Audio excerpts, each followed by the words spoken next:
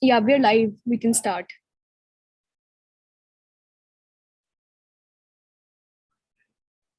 Kasturi, All right. Neha. Yeah, got it. Okay. A very good evening to one and all. Welcome to National Innovation Dialogue 2022. Today we are here for the masterclass for entrepreneurs on the topic leveraging social media and data to spur business growth. National Innovation Dialogue is a month-long event hosted by the United Nations Development Programme and Atal Innovation Mission Niti Aayog. National Innovation Dialogue brings together stakeholders to establish a common agenda through capacity development, strengthening, and coalition, and creating an enabling ecosystem in the national context. This year, the theme for the National Innovation Dialogue is climate action and innovation. The month-long dialogue will address students, entrepreneurs, and aspiring entrepreneurs through a series of workshops, panel discussions, roundtables, artist performances, and job fairs. Once again, ladies and gentlemen, a good evening to all. Without any further delay, let me call our first session to be spoken about by Sneha Ullal. Sneha is a trained creative writer, educator, and curator of storytelling experiences. She is a brand and marketing communication specialist who enjoys working with design, luxury, retail, real estate, fintech, and wellness brands. She has previously worked with Jaipur Rugs, Godrej Properties, Elle Decor, Exchange for Media, to name a few brands and organizations. She's also a communications consultant with the Unlock Impact and enjoys working with social impact organizations, especially in the spaces of education. In her spare time, she teaches marketing and writing at renowned international institutes. Ladies and gentlemen, Sneha Ullal. Thanks so much for that introduction, Kasturi, and welcome everybody. I'm just going to take a minute to share my screen. Yeah, I hope everyone can share my screen, see my screen. Yeah. All right, yep. Great.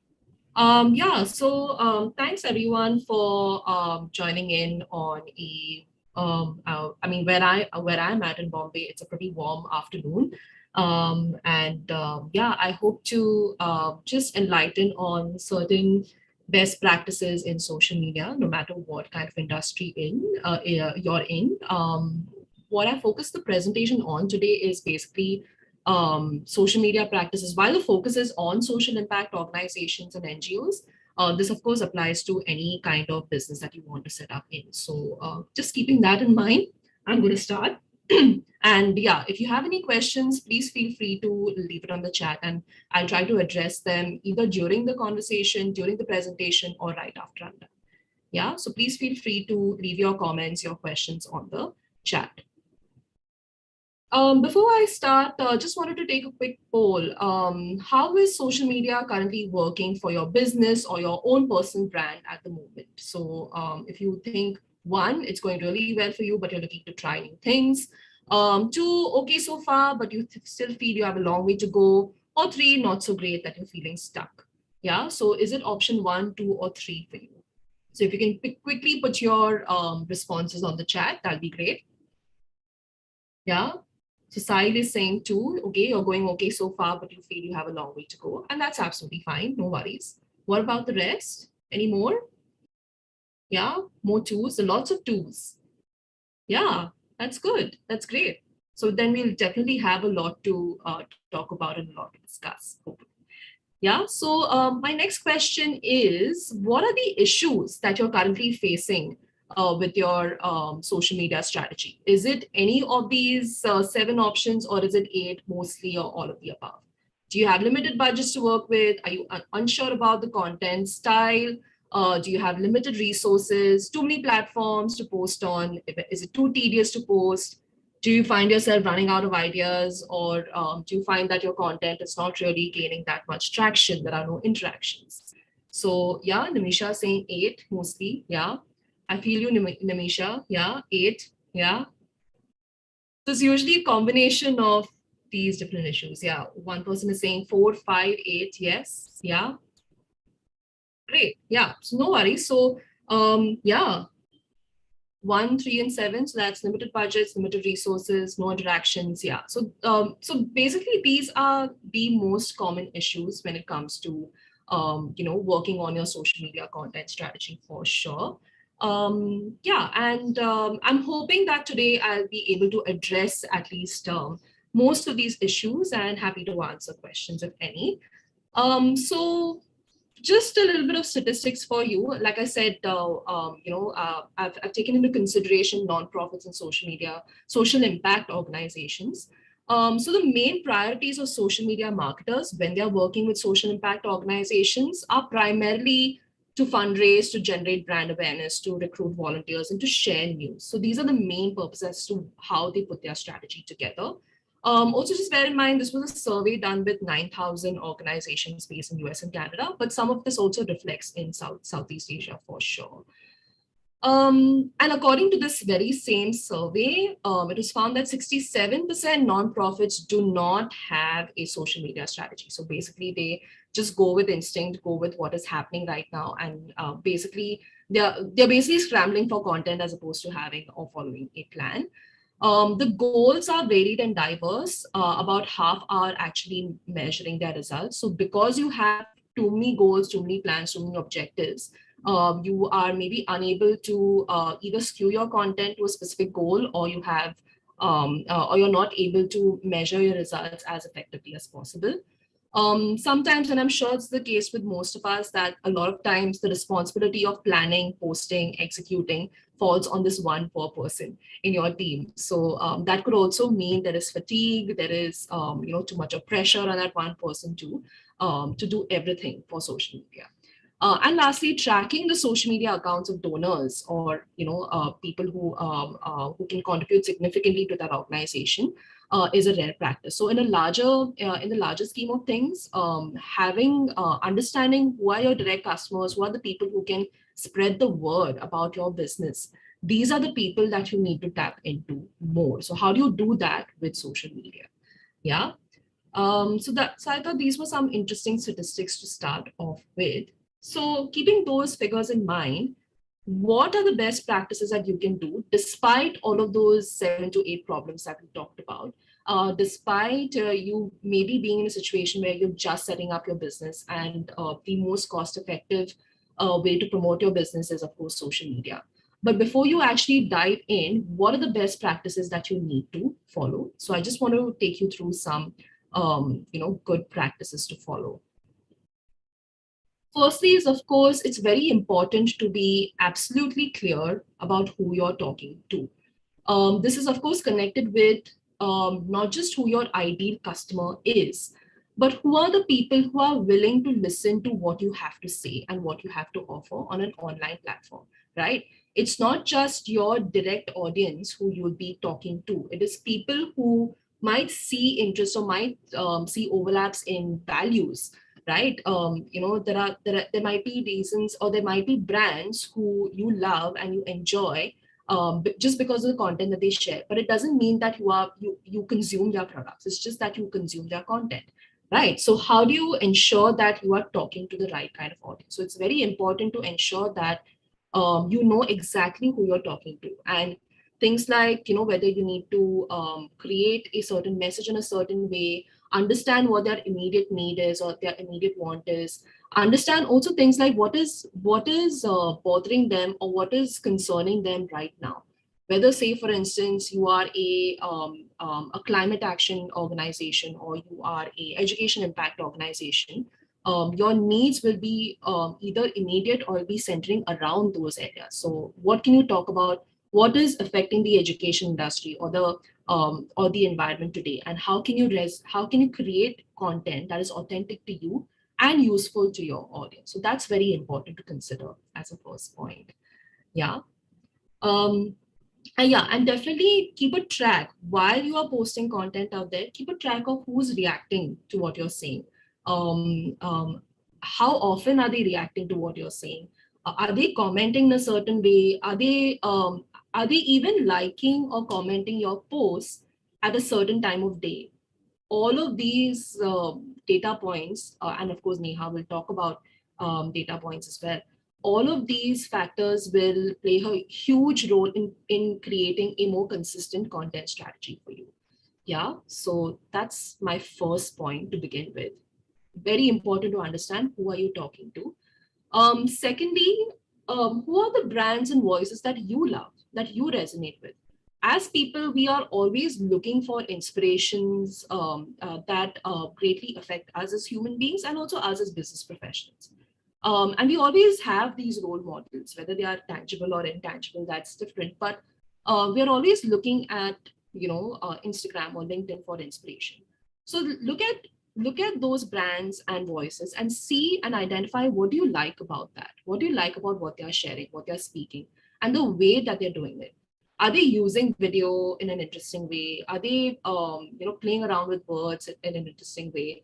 Are they using names to relevant and immediate effect?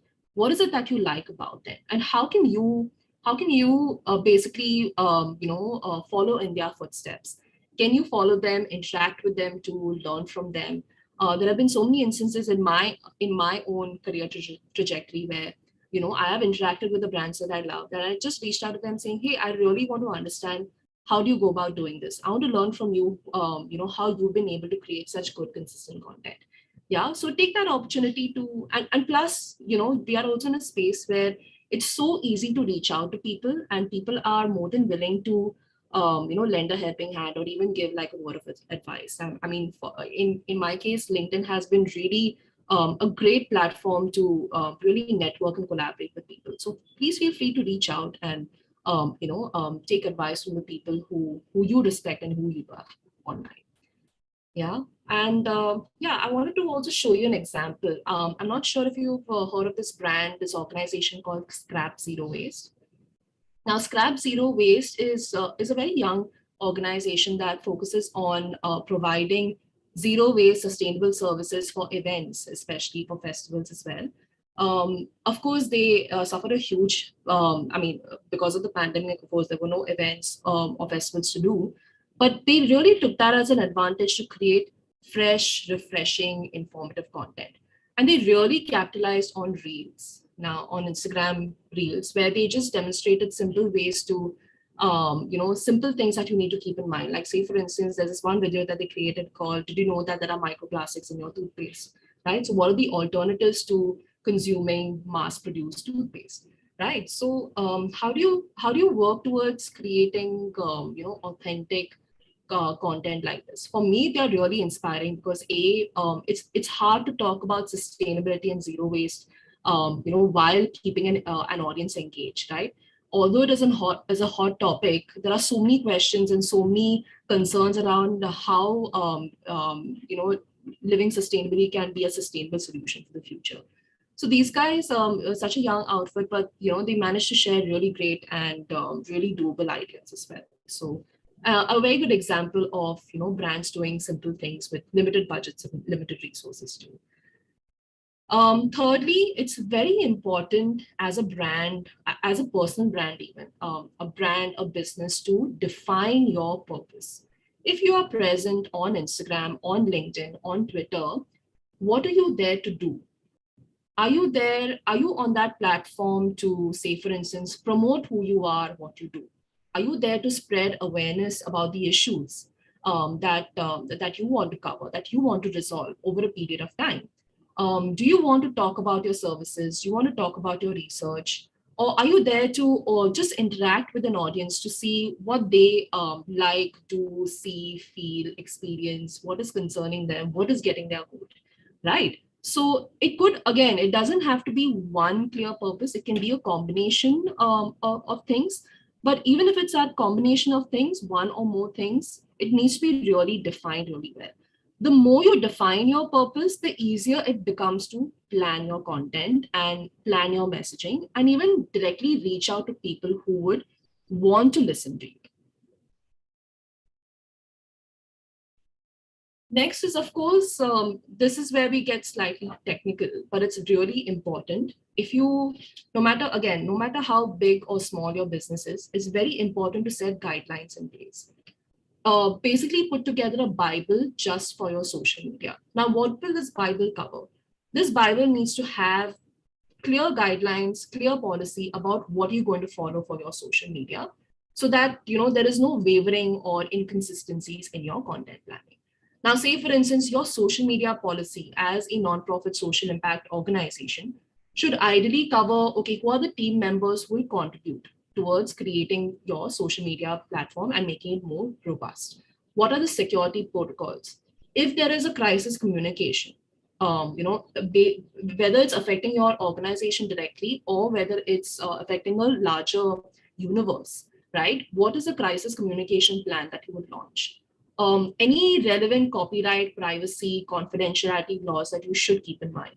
Even things like image credits, video credits, right? All of that needs to come in here. And of course, general guidance on how should staff that are part of your organization, how should they represent themselves on social media? Just have very simple, clear guidelines in place.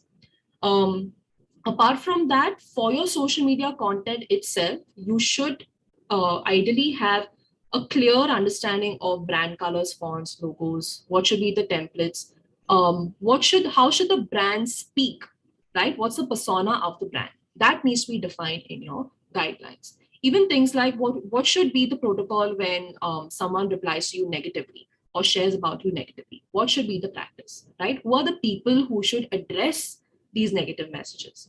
All of that should ideally be featured in your guidelines.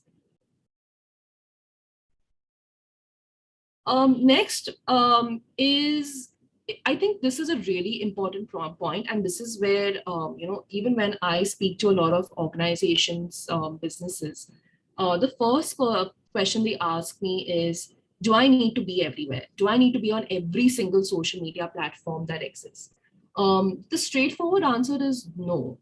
You need to be where your audience largely is, right? It doesn't need, it honestly won't make a difference if, say for instance, if you are a education impact organization and most of your collaborators or people who you liaise with on an everyday basis are people who run educational institutions. Now through your research, most of these people are either on LinkedIn or on Twitter.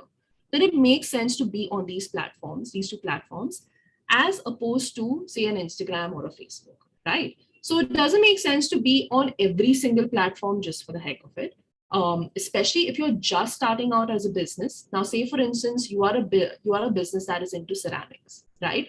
The purpose of your organization is to sell these ceramics, to talk about your story and to sell these ceramics. Now, in order to make a sale, Facebook and Instagram has now introduced their, shop in shop features where you can, activate direct sales of your products, right? So again, it's very important to understand and consider where is your audience, A, and accordingly be present on those platforms. Honestly, if you follow that rule, it just makes your life simpler, and even to manage so many platforms, especially if you're a small business, will make it worthwhile. So yeah, you don't have to be present everywhere. Go where your target audience is and where your target audience interacts with, gets information on a regular basis. Yeah. This is an example of an organization called IDR, India Development Review, which is a media organization purely on the development space. I really like their brand voice and the way they've managed to be present on two main platforms, Instagram and LinkedIn. For LinkedIn, they usually use LinkedIn to promote their podcasts, their events. So it's a lot more serious and it's a lot more action oriented. Whereas Instagram, they use it to create very refreshing or even meme related content, plus the serious stuff as well. Now, say for instance, there's this one post that they've done here, talking to your funders through Indian ads. How do you talk to funders through Indian ads? And they've represented each kind of talk through memes, right? So you can. I think the moral of the story here is you might be an organization that covers serious issues, but you don't need to always take yourself seriously when you have to connect with a larger audience. So I think IDR have been doing a great job. Whoever's been managing their social media deserves a raise for sure. Yeah, but this is a good example of how a publishing house, an independent publishing platform like IDR, doesn't necessarily have to be on every platform to reach out to a larger audience. Yeah, so one of our clients at Unlock Impact is Global Schools Forum. They are a organization that deals with the non-state education sector. So for them too, they were very clear from the beginning that they want to reach out to people who run educational institutions in most parts of Africa, Southeast Asia, and South America. So they were very clear that their audience is mainly a professional audience like this, who are largely present on both LinkedIn and Twitter. So currently they are on LinkedIn and Twitter. Unlock Impact looks at their social media accounts. We've been working with them so far, and we've been doing really well. So yeah, just examples of how you don't have to be present on all platforms to reach out to a large scale audience. I think that is also a myth that the more platforms you are on, the more audiences you reach out to.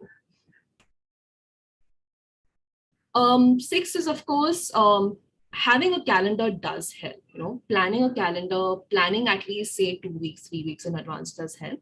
But don't just plan for frequency. You need to plan for quality and consistency as well. Yeah. When you're planning your content, think about the kind of story that you want to tell, how long it is, how short it is, how it needs to match up with the right kind of visuals, right? So a calendar does help you, see the larger picture and also plan ahead. But don't just plan it for the number of posts, plan it for the consistent level and the quality aspect of the posts as well. Yeah. Just to give you an example, so for one of the clients that I manage as well, we identified the kind of content buckets that we should, do for them. So the content buckets that we identified were stories that connect, content that educates and inspires, definitely about the business, talking about the business, content that's purely engaging, just to kind of, engage with the audience, get reactions from them, get interactions from them. And lastly, to show off. Yeah, basically to show off the things that the business is doing, any achievements, any milestones. Yeah. So even when you're planning your calendar and you're creating content and when you're running out of ideas, you can always refer to these, core content buckets and accordingly plan your content. So as you can see, these columns have examples and ideas, potential posts, related facts, infographics, and when to post, right? So this becomes like your pre-calendar before you have your 31 day calendar plan. Yeah, so this also helps you with a little bit of advanced planning. Next is an important point. A lot of businesses rely only on social media, like smaller businesses essentially feel that they need to only rely on social media to do the work for them. That might not be necessarily the case.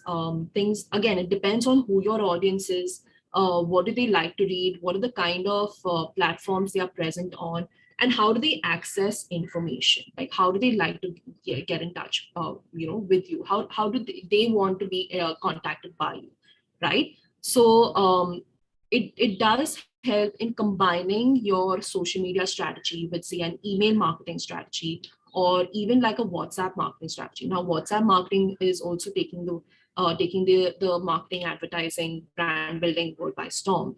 Where WhatsApp enables you to directly get in touch with your customers to get either quick interactions, quick responses even. Email marketing really works well, especially for B2B businesses, where you can give them consolidated information consistently, whether it's once a week or once in 2 weeks. So it's always good to combine your marketing strategies and not just rely on just social media to do the work for you. Very important, possibly one of the most important points is, especially when you're just starting out or when you're looking at rebranding or rebooting your social media strategy, use that 1 month, 2 month timeline to just test out your content. Yeah. You have your content calendar in place, you've designated your channels, you have decided on the content buckets, you've done your research on when is the best time that people are, on your social media platforms or generally on these social media platforms. test out every single kind of content at different times of day, with slightly different hashtags. Yeah, test it out in a way that you are constantly tracking, okay, this works at this time, or this works better with this kind of audience, or this kind of content works when we tag certain people, certain organizations. So it's very important to test and track your content as much as possible, especially if you're just starting out or setting up your business on different social media platforms. Next, of course, is recommendations for free, inexpensive tools. Tools that are not just free and inexpensive, but very easy to pick up with just a little bit of practice and a little bit of reading and insight. Yeah, so for me, for instance, I'm not a designer or a graphic designer by profession. I know like basics of Photoshop.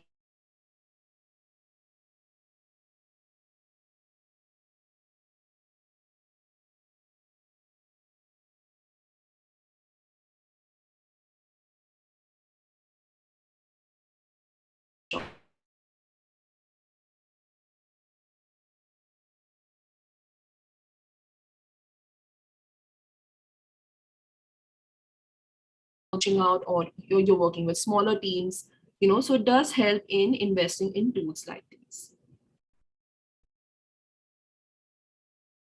Lastly, when it comes to your content and when it comes to promoting what you are and what you do, be honest about what you're doing and be authentic about how you're presenting yourself.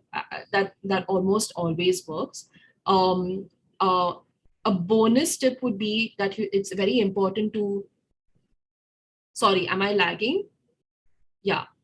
Should I repeat point number 10 again from the beginning? Yeah. Just the previous slide. Okay. Yeah. So what I meant here was invest in tools that are free and also have really affordable plans. Like Canva, for instance, I think it's around roughly 500 rupees a month, if I'm not mistaken.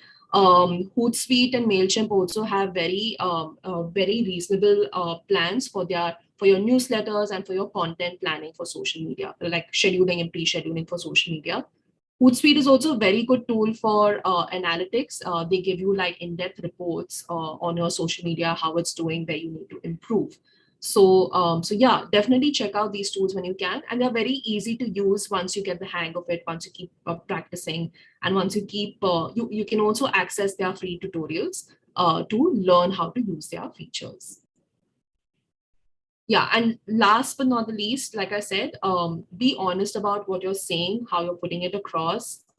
Be authentic about your approach towards the content that you want to share. Just take examples from your own experience, right? You can just tell when when somebody is bluffing or when they're sharing content that is not right, or is copied, or is taken from someone else, or they're not really being authentic about what they're sharing. So honesty, authenticity, and last point, consistency is the best way to plan your social media content strategy. Yeah, so that was my crash course in social media best practices. So just to recap, be absolutely clear about who you're talking to, who's listening to you, who wants to listen to you, and who wants to interact with you. Look at the brands and voices that you love and you resonate with as a person, and try to understand and pinpoint what has worked for them and what could possibly work for you as well. Define your purpose, not just of course, as an organization, your purpose, your mission, your vision is defined, but on social media, what are you there to do, right? So address that for sure. Develop social media guidelines and policies. Like I said, you don't have to be on every single platform all the time. You're just making it tedious for yourself and putting in impossible goals for yourself. Identify where your audience is. If they're more present on one or two platforms, start there first. And if you feel that you want to grow and explore other platforms too, then go about setting up yourself in other platforms. Plan a calendar, not just for frequency, but for quality and consistency. Don't just rely on social media. Try email marketing, try direct marketing, try WhatsApp marketing as well. test out your content, test out polls, test out the new tools, new devices. Instagram and LinkedIn keep coming up with new tools, new things every other day. Test and also check your data, check your insights, see what went right, see what could have been better. Um, go wild with free and expensive tools. I think the best thing that has happened to marketers who can't design is Canva. Use Canva to your benefit. They have ready to use good templates that you can even tweak colors and fonts around with. So use that to your benefit. And lastly, yeah, be honest, be authentic. Honesty is the best policy. Authenticity is the best strategy, no matter what kind of business you are in. Yeah, so that's it from me. Thank you. If you have any questions, please feel free to share.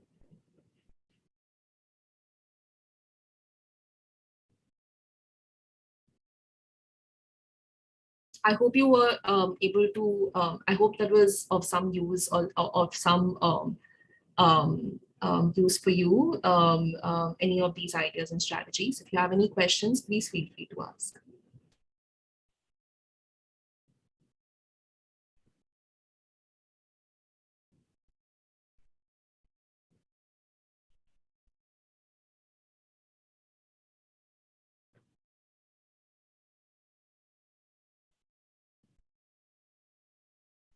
Yeah, no questions from anyone?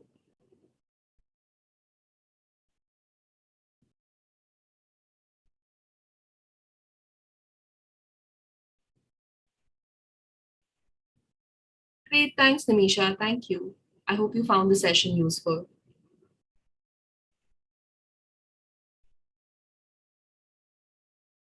Thank you so much, Neha. Actually, the question didn't come because all your presentation was so clear. It was very clear in all ways. So it was very informative for us, to be honest. That's great. That's great to hear. Yeah. Thank you so much. Thank you so much. Thank you. Now, Thanks. for our next session, we'd like to invite Neha Naikware. Neha Naikware leads climate and data initiatives for entrepreneurs at Climate Collective Foundation. She brings niche expertise in the field of data sciences and business, clubbing her engineering degree with the professional acumen from working with early stage startups and in sales and marketing consulting firms. Neha has mastered the art of setting up robust systems and employing the magic of data analysis to enable a new perspective to the green movement. She is also one of the 17 UNDP youth leaders from India for her exceptional work in the field of climate innovation. Without any further delay, let me invite Neha. Thank you, Kasturi, for that introduction. And good afternoon to everyone from India. Thank you so much for joining us today. Those of you who are seeing us live, there's a Zoom link in the YouTube chat. Just you can come on Zoom and join us here because we want to make this session as interactive as possible. So those of you who are seeing us on YouTube, just jump in on the Zoom if you can. So let me first share my screen.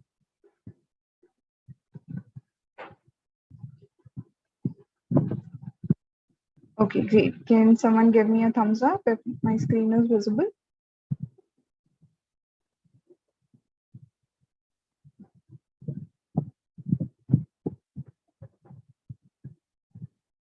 Okay, there's no thumbs up, but I'll assume that you'll tell me if it's not.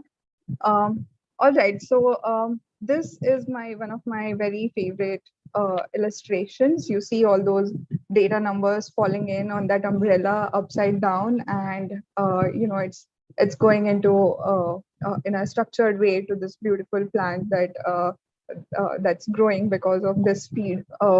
So as the illustration sort of conveys, today we are going to talk about how to use data to drive business growth. Um, to give the credits, this is a cover from one of the editions of The Economist, one of my favorite designs. All right, why are we talking about data today? So no matter what size of business you're in or what industry you are in today, everything is, become a data business. Everybody is in a data business. Data is everywhere, and it's not just limited to the big companies these days, even as early entrepreneurs, you should start using data, or start at least thinking from that perspective, to ensure that you're utilizing this new gold or new fuel, as people like to call it, to your advantage. What we are going to quickly go through today. So we'll start at the very basics. We'll try to understand what do we mean by data. It's not a geeky term. So those of you who think that, this is going to be a very technical sort of discussion, don't worry. We keep hearing about this data-driven decision making. We'll try to understand what does it really mean. Then we'll try to see what are the steps for you to get started on leveraging the data. And then we'll look into what sort of data specifically, because there's this pool ocean of information out there that and you want to be clear about what you are using to drive your business growth.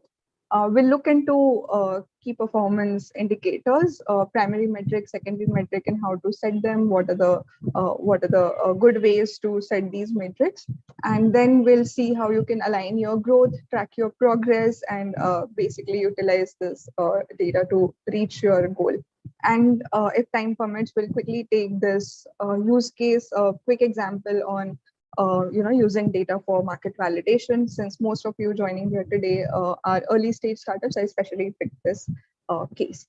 Okay, so I just want to break the ice with some interactive questions. I'm going to pop this link in the chat.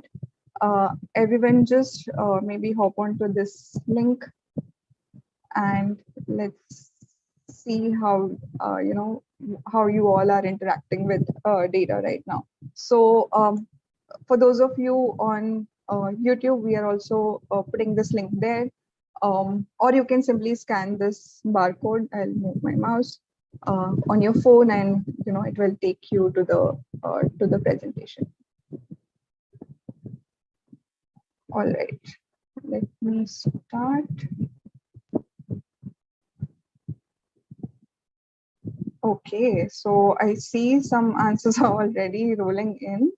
Let me project that so everyone can see. Okay, all right. So the first question is, do you use data in any aspects of your business? So we have 7 yes and 3 no's, which is great. I'll wait a minute or so for rest of the people to reply. The link is in the chat. YouTube guys, you can the link is there for you also in the chat.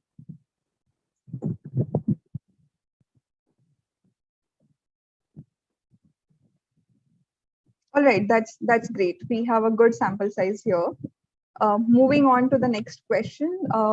So what aspects of your business do you think you can use the data for? Or those of you who are already using the data, what aspects are you using the data for? We have a great example that Sneha just gave us. So it's a very clear prompt for you there. So just input, you'll have a space there to put in your answer, and then you can submit.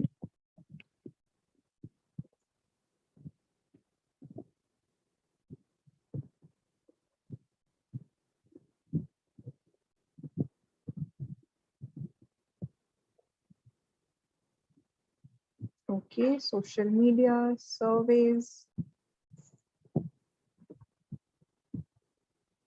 What else? So all those 7 people who are using data, come on. Okay, customer engagement, good one. Testing new ideas, marketing, market discovery, great. I even gave a hint in my introduction. What are we going to learn today? So brand research, good. Client acquisition, testing new ideas, communication, all great. Social media marketing, all right.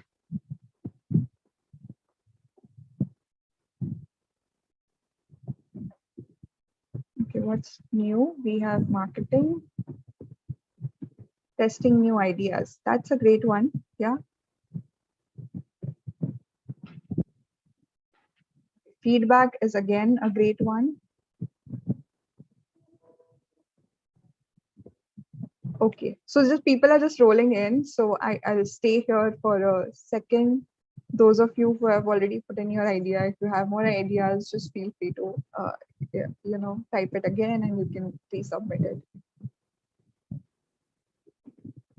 Okay, that's great. Understand the market, better engagement, needs analysis, perfect. New demand, great. Customer locations, yep.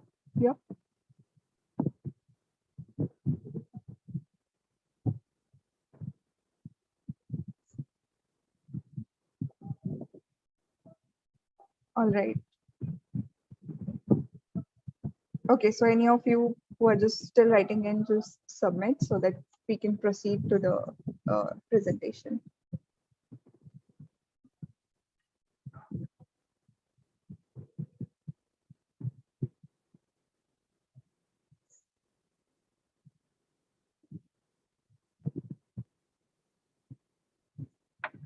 Okay, all right, great. Those are pretty amazing ideas, everyone. I'm just going to go back to my presentation now.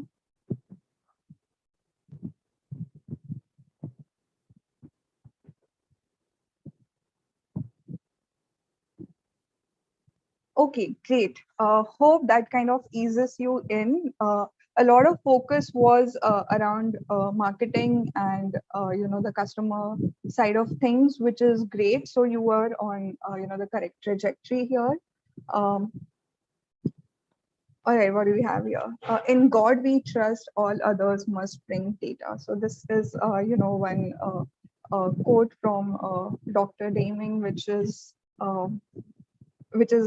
clearly states how which is a good representation of how important data has become lately, because unless you're able to back your decisions with data, your customers, your investors, your shareholders, they feel more comfortable when you give them the data, that any decisions that you're taking are not just based on intuitions, and they're properly backed with data.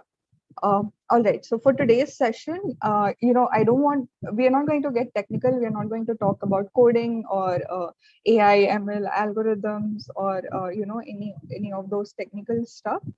I just want all of you to think about all of the systems that you are currently using, because those systems are already collecting a lot of information.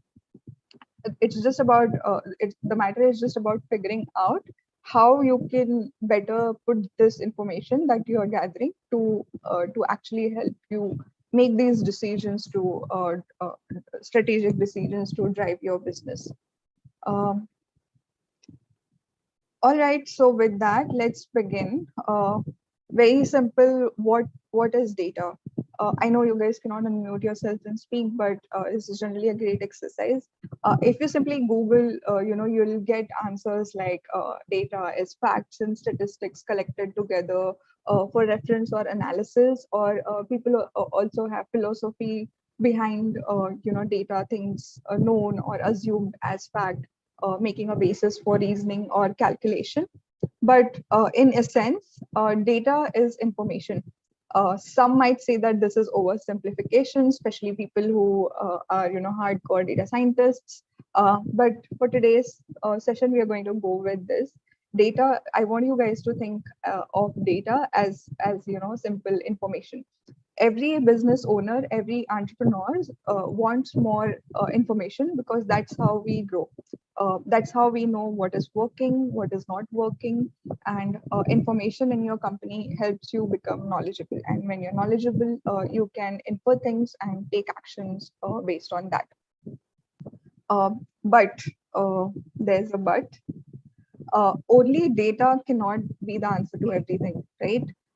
You have to take this data, understand it, understand the trends behind it, understand the story that this data is trying to tell you, derive insights out of it, to see what is working, what is not working, what you should course correct and change your strategy to.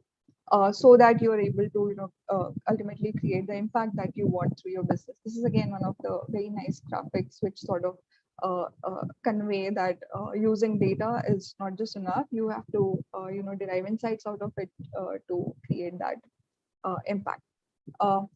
But what we are trying to say here is data-driven decision making simply means that using fact, using matrix, using data to guide strategic business decisions that align with your goals, aligns with your objectives, and the initiatives that you're taking. It's not something that's based on your intuition. So like it feels like that's not what data-driven decision making is. You have to have hard facts that can back your decisions here. All right, moving on. So some of you might be thinking, is my business even ready to take data-driven decisions yet? This sounds like, I need to have a lot of data. I need to have an expert to analyze it. I need to, know how data science works to be able to take these decisions. Well, that's not the case. Wherever you are on the data maturity spectrum, no matter what stage your startup is in, or if you think you are not yet ready to analyze your data, there are still very important things that you can do right now to prepare yourself, right? So you need to know where you are. That's definitely important.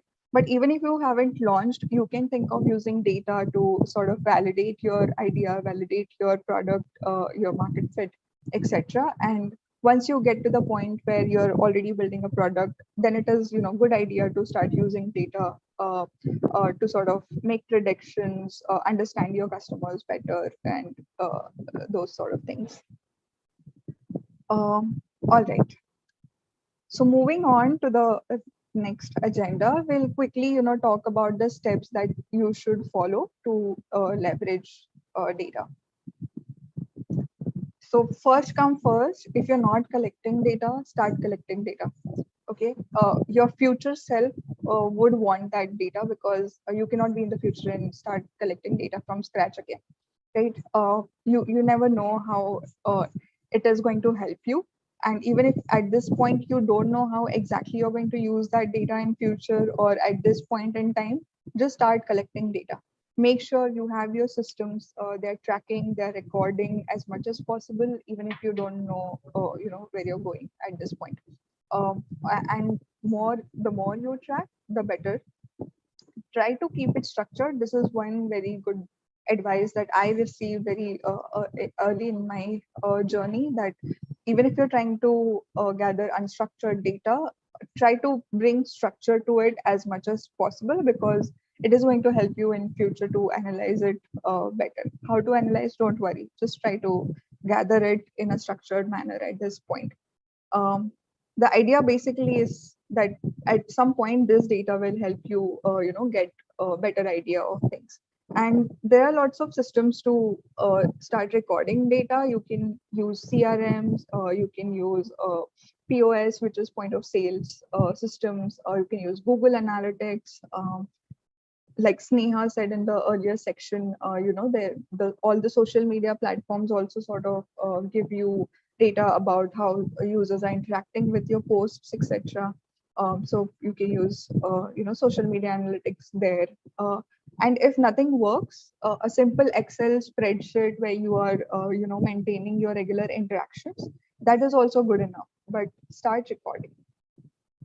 The idea is, if you have more information on your customers than your competitors, then you basically win. So we're just preparing for that from today. All right. Then the next step is to start analyzing this data. Often people feel that to analyze the data you need to be an expert. That's not the case, especially for the founders. You can always get someone else to do all the data crunching, analysis, build dashboards for you. But at the early stage, what is important is that you ask the right questions that you need answers to at this point, right? And that's the core of it. If you're asking the wrong questions, then data might lead you into wrong direction. So you basically need to identify what are the pain points that you're facing at this point. Mostly it will be, how do I grow, right? At a very early stage startup, it'll mostly revolve around how do I generate revenue. um, and another thing is, sometimes, when you just look at the data, data might compel you to ask relevant questions, even if you don't have it in mind at this point. So once a while, just sit with your analyst, or just you yourself can glance through the data.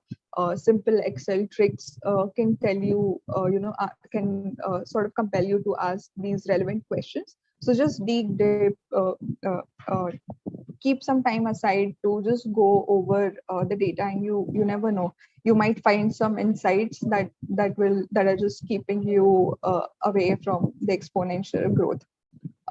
One example here is, there's this one company who had a great e-commerce product, but they were not getting any customers. And when they tried to look into the data of the customer journey on their website, or the pattern on how the customer travels on the website, they realized that it is very confusing.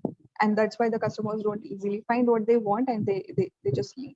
And once they fixed that, they started seeing exponential growth. So you might just be a very simple insight away. You just need to look into the data and make that informed decision off of data. There is a chat. So yeah, sure. Sahil, we'll talk about the tools in the end, and I'm trying not to keep this more around tools or promote any specific tools, because it will again depend on the needs of the startups. We'll look at it in the end. All right, so that's the step 2. But the right question to ask here is, what data specifically, because there's a lot of data to look into.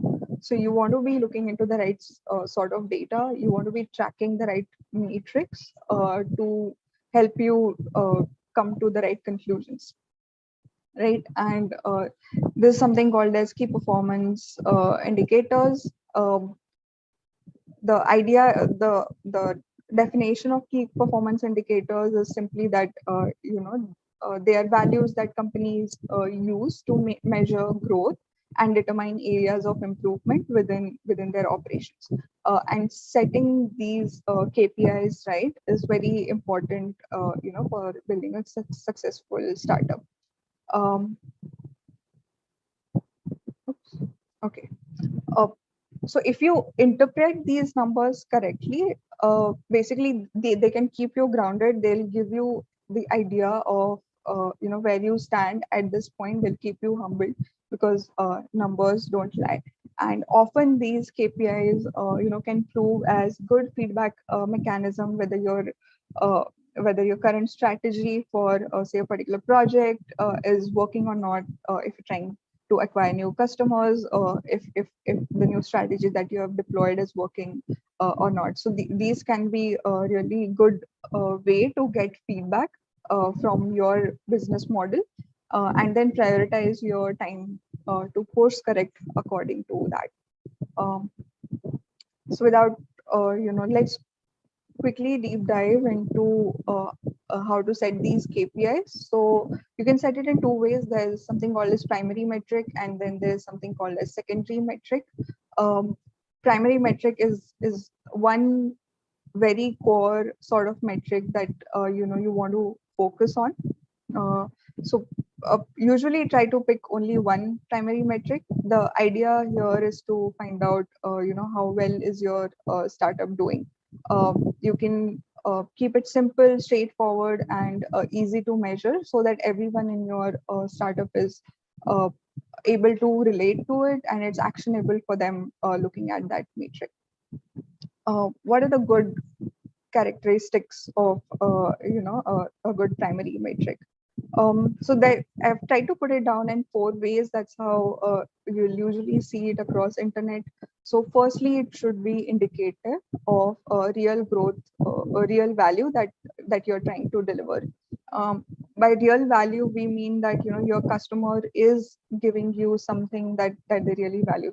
For example, their hard-earned money or their time, right? So these sort of prove to be good indicative of the value that you're adding. Then the second characteristics is if you can capture them on a recurring basis. So something like monthly recurring revenue is a good indicator, or daily active users is a good indicator. Then this indicator should be lagging. Lagging simply means that based on your historic data and not predictions. So it should so as to make sure that this primary metric is accurate. It's not something like hey, how my company is doing right now. Oh, my projections say that I'll have a $1 million revenue by so and so time. So that's not a good indicator of how you're doing. What you should be able to tell is, hey, last week I generated this much revenue, and week over week we are growing by X%. So that's a very concrete way of for yourself to know how you're doing at this point. And then lastly, it should be usable. The feedback mechanism here should be usable. So basically, it helps you prioritize your strategy and make decisions quickly. This is especially important for startups who are, in their product market fit sort of phase. And again, it's in general throughout your lifespan of your startup, you should, focus squarely on all of these. So to speak, we figured out that in general the primary metric would revolve around either revenue or active users, and for most of you it would be revenue. Or if you are into advertising sort of business, or someone like Netflix, they would their primary metric could be something like active users. And if you are trying to look into active users, then you should make sure that you're defining the users correctly, and it's not just something like hey, I do email marketing, and there are X number of people who are just opening my email, and that's my primary metric. No, that's not a good indicator. You want regular engagement, something like people who are visiting your website from those emails and engaging regularly, or regularly using your product. Those sort of users would be a good indicator. So try to define the users properly if you are using active users as your metric. Okay, so to give some examples, good primary metric are revenue, active users, and something that's indicative of time. For the startups who are in R&D stage, and if you're not already generating revenue or don't even have customers, basically you can still keep things like LOIs or paid contracts or proof of concept, etc., as indicator of your revenue, and keeping track of that will prove to be important eventually. And then those of you who are into R&D but have a regulatory sort of product, then you can have your KPIs or your primary metric revolve around making sure that the risk of approval is low, and or you will get the approval as soon as possible. And then once you start selling to the customers, then you can come back to these metrics that are generally used, revenue, users, etc. All right. Again, few questions in the chat. Sure, thank you. Okay. What would be a lagging indicator for food brand? All right, we'll take the questions in the end. Okay. Secondary metric, moving on to the secondary metric. Secondary metrics, we'll not go into a lot deeper here. These would depend based on the industry you're in or the stage you are in. These would keep changing. Basically, the idea is that primary metric alone cannot tell you the whole story, and if you concentrate just on the primary metric, you might set few things off. For example, you want to make sure that even if your primary metric is growing, your secondary metrics are not broken down. So, for example, let's take a car manufacturing company per se. And this company, the primary metric is say time related, the number of cars that are coming out of the factory every day. And if you tell all your employees that, hey, we need to reduce the time that it takes to manufacture one car, and just tell them that much, what they'll basically do is, go back to the factory and they'll do a half-assed job and try to push out as many cars as possible as quickly. But in the process, they might lose the quality of delivery. So we want to ensure that that does not happen. This is where your secondary metrics are important. They give you a 360-degree view, right? We'll not get into the details here of what sort of secondary metrics that you can use, but some examples are here. There's retention, there's referral rate, churn rate, payback period, etc. It will need all together a different session to go through all of those. And in general, you can just Google and you'll find the definitions of all of these. Okay, so that was about setting your metrics, right? Now you want to make sure that they align with your goals and you're regularly tracking progress to make sure that you're growing. So goals, again, it will need a huge long session to set goals. What I simply want to convey here is, your goal should be to grow, and you should try to quantify it. I want to grow X% in Y months, right? And then break it down weekly so that it's not very overwhelming to achieve it in one go. So if, for example, if you want to have 10,000 users by, in next 6 months, it might sound very overwhelming for a small new business. But if you break it down, weekly, and you see that, hey, even if I increase my users by 5% every week, I'll meet it easily. And then every week you can just simply concentrate on, hey, how do I increase my users by 5% this week? Okay, whatever we did last week worked or did not work. And how do I increase my users for the next week, right? So you can then keep it simple for yourself, keep yourself motivated. You'll see yourself growing every week. And as much as people will try to tell you, just think for yourself.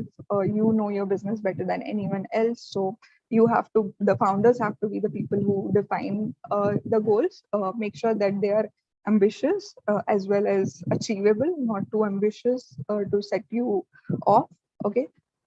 And based on your product, just try to keep a goal and then work towards it.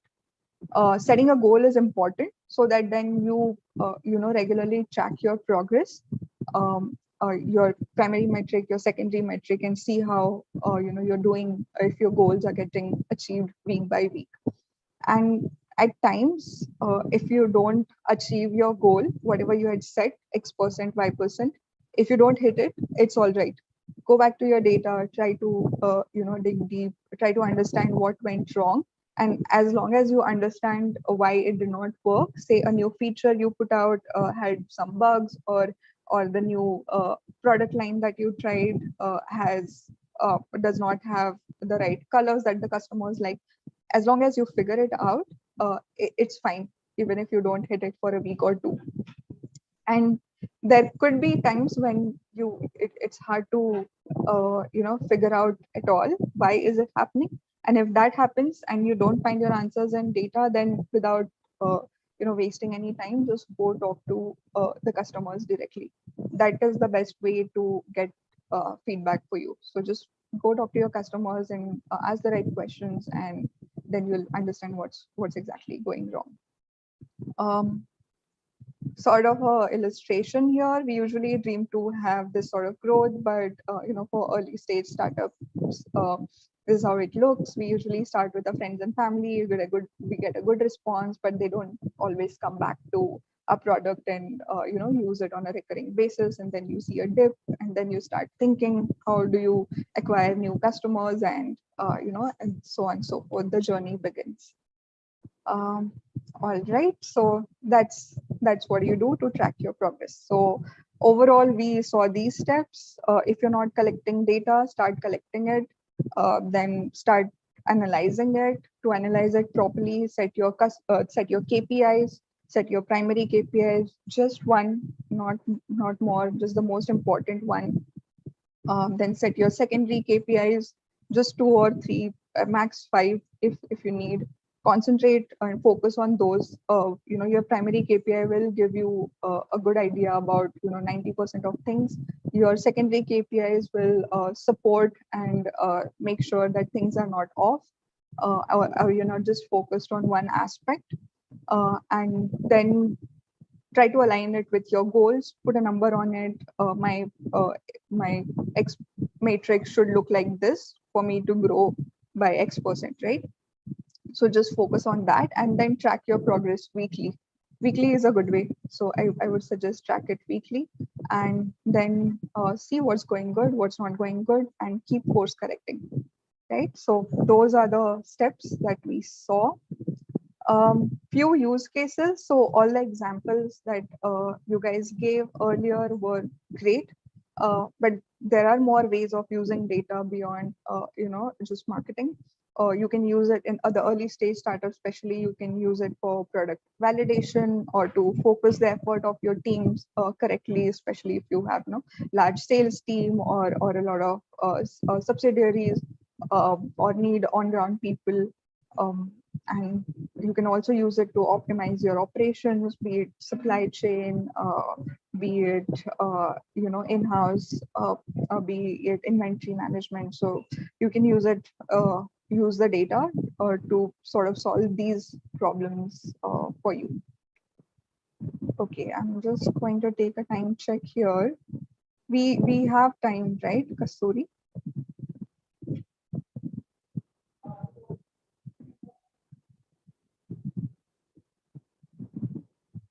Okay, I think we do. All right. So let's get into a quick example, and then I'll take the questions. I see some prompts in the chat. All right. So the first, let's take this use case of how to use data for market validation. This is a good data-driven process in general. So let's go through our original thought process again. First, you need to identify what information are you trying to validate, or what are you trying to discover through this market research, right? So first, you identify that. Then you need to identify how will you collect the information to be able to do that. Think about your primary metric, think about your secondary metric, and then think about how are you going to measure that. And then try to identify your target sample. What usually it is good to take a cohort of customers, observe them, make tweaks, send out a new feature, or try to understand how they are reacting to it. So it's good to observe a particular cohort. So a good targeted sample size. And then what are the data sources for your primary data? How many customers can you reach, etc. For the secondary data, which data sources can you tap into? And then what are the questions that you want the answers to? Now, through these data, what are the questions that you want the answers to? And then how will you analyze the data that comes out of this whole research process? So this is an example for early stage startups. So it's not prescriptive, just taking a simple example here. Let's look into this example where the company is trying to figure out the demand for upcycled clothes, right?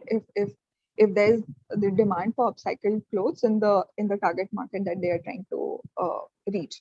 Now the primary data sources here would be hearing from the customers, of course, and reaching out to the experts in this sector and trying to understand it from them. And they've picked a good, decent sample size of 20. The balance could be anything, maybe 5-6 experts, and then the remaining customers. And then the secondary data sources here are whatever is already existing out there on the internet. Maybe some old trade magazines or some research papers, etc. And then what is the measurement that you're trying to do, that they're trying to do here is they're trying to measure the market size and the growth rate. Uh, Again, two very important indicators, good to measure always. And then the questions that they are asking for this is trends, what are the decision drivers, who are the competitors, what is the pricing out there. And once you gather all of this data, you can always get an expert or do it yourself, use methods, find out SAM, SOM, do a SWOT analysis, and then figure out uh, the insights out of this. So this is a simple example for that. All right, so that sort of concludes my presentation. I'll take the questions now. Okay. Yeah, so data gathering tools, Sahil, it would depend on you. Good ones are Google Analytics. You can use any CRM software. There's some free to use softwares that you can use, and you will. And if you don't have money, then simple Excel would work. What you should be asking about is the systems, right? What systems should you set right to be able to gather this data? So if your sales team is out there, you want to make sure that they are logging in their results from the sales, the number of visits that they have made, who responded positively, who did not respond positively, the reasons behind it. So you need more than tools. I would say that focus more on the system that you set, and then try to inculcate this practice in your team so that your data is structured, it's accurate, it's regularly updated from time to time, so that when you look at it, you are deriving the right insights. Does that answer your question? Okay, maybe let me know in the chat. What would be a lagging indicator for a food brand? LOIs means letter of intent. So, when you're very early in your stage, so someone has asked, what does LOI mean? So if you're very early in your journey and you take your product to a potential customer, and the customer says that, hey, if you're able to implement these features, then we might be interested in buying it. So this is, and they give you a letter saying just that. So it's letter of intent. Lagging indicator, mostly revenue is a good lagging indicator, whatever brand it is, even for the food brand. So last week, how much revenue did you make? You should, that's the best lagging indicator, the most accurate one, and there is really no substitute to it. All right, I can proceed. Yeah, true. Getting the data is in fact difficult, and a lot of people do face that problem, especially in the early stage entrepreneurs. But that's the hard work you have to do. You have to make sure that you set your systems, your employees and everyone is sort of aligned, and that they are regularly making sure that they are gathering that data.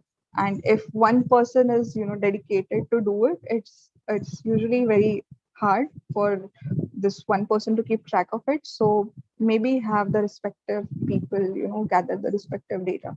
So the sales team can focus on sales data, your accounts team can focus on the accounts, keeping track of invoice. Of course, I'm sure you do that already. And then there can be a marketing team who tracks the marketing data. So then it sort of becomes easier. Okay, all right. Are there any more questions?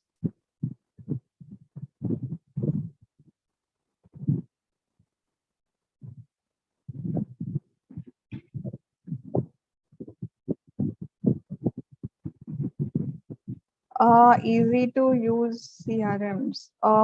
So if you are an NGO, which I think you are, even this Salesforce gives 15 free access, to the NGOs. So maybe you can try that out.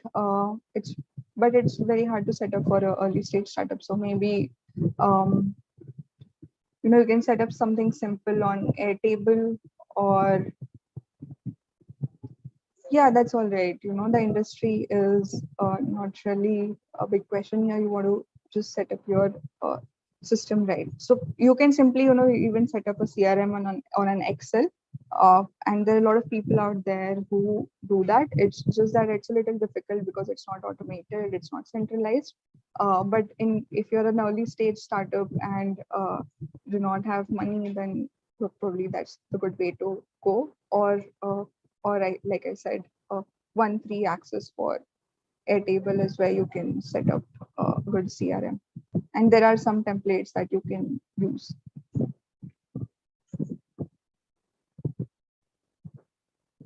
All right, Marion, I'm just going to ask you if there are any questions from YouTube that we should take.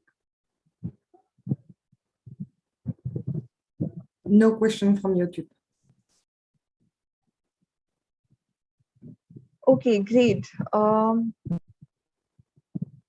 Yeah, Airtable, correct. All right, so if there are no more questions, I think we are good to close, Kasturi. All right. What a beautiful masterclass, I must say, especially from Neha and also Sneha. Beautifully done. We thank you so much for this beautiful experience. And thank you to all the participants who joined us in this session. We would like to thank AIM and UNDP team as well. With this, we come to the end of today's workshop. And thank you all and have an amazing evening. Thank you, everyone. Thank you for having me. Thank you, UNDP and AIM and all the startups who joined us here today. Feel free to reach out to me on LinkedIn anytime if you need any advice. And I'm sure Sneha echoes the same. Yeah, for sure. I'm on Sneha Olal Goel on LinkedIn. Thank you so much, UNDP, and everyone for joining in. And yeah, really insightful session to Neha. And yeah, hope to connect with people on LinkedIn. Great. Thanks, everyone. Bye-bye. Thank you. all. Have a good week, everyone.